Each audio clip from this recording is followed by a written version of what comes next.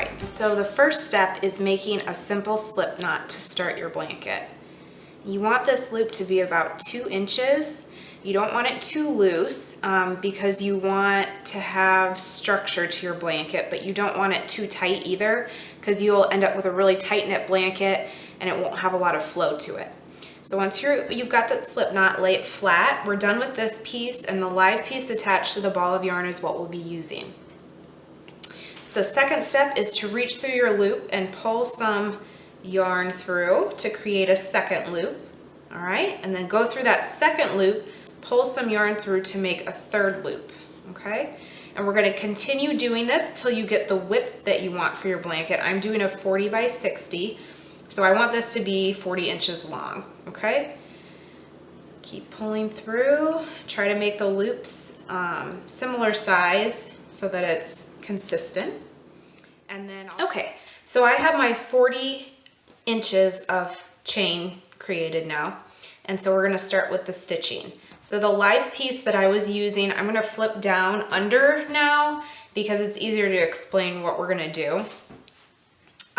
So the final loop, you're going to reach through, grab the live yarn, and pull it through to create a loop that's now facing you. Okay, and then with the chain that we created, there's ridges on each loop. Okay, so what we're going to do is actually take that live yarn and tuck it up under the ridge and pull it out on top, creating a loop.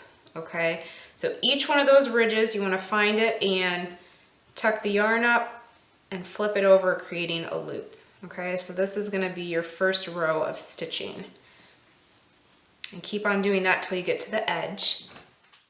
All right, so I'm going to make the last loop in our first row of stitching, and then to start the second row, all we're going to do is go the other direction, doing the same thing. So we're taking the yarn, tucking it under and over. Okay, and going to the next one, tucking it under and over, under and over. And this is what you're going to do all the way up until the end of the blanket.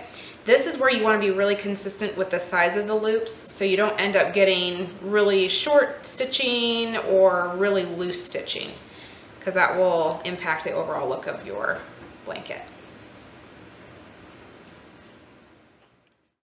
All right. One of the key steps in making this blanket is joining your bundles together, and you can always just tie a knot, but I noticed that the knot was kind of noticeable throughout the blanket, so this is another way that you can do it. Have about a foot of yarn for each end, and then just start thinning it out and open it up and kind of thin out the middle as well. And then what you're going to do once you get it where you want it to be, place one inside the other, and then you're going to start tucking and twisting. And it's not going to be perfectly tight like the other yarn that you've been using, but you just want it to be tight enough to crochet with, and then just be a little extra gentle with this piece as you're weaving it into your blanket. Okay.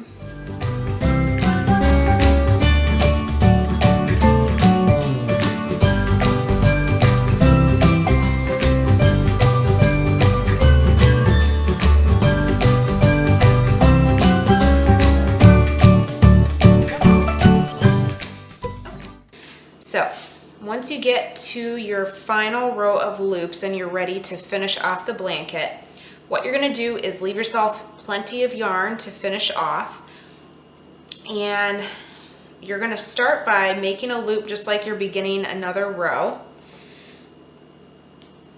Make 2 loops, and then what you're going to do is take the inner loop and put it through the outer loop and pull it through like that. Make another loop, and then you have 2 again. Put the inner loop through the outer loop like that, and you're going to continue to do this. It's going to give a nice braided look, just like the rest of the blanket. The beginning and the edges are going to look the same. So that through, continue to do this until you've reached the edge, and then I'll show you how to finish it off. Okay, so we finished the braid except for this last part. So I'm going to show you this last step. So once you finish that last braided loop, you're going to be left with one loop here. Take your excess yarn and tuck it through, and then just pull nice and tight for a snug finish. And then what I would do is take some of this tail and right along here, just start kind of weaving it in. And you don't have to use the entire piece, but weave it in enough so that it's secure. Just a little bit.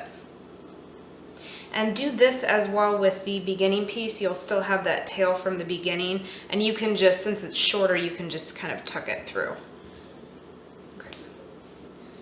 And once you're satisfied with how it looks, that's your finished corner, and you're all done with your blanket.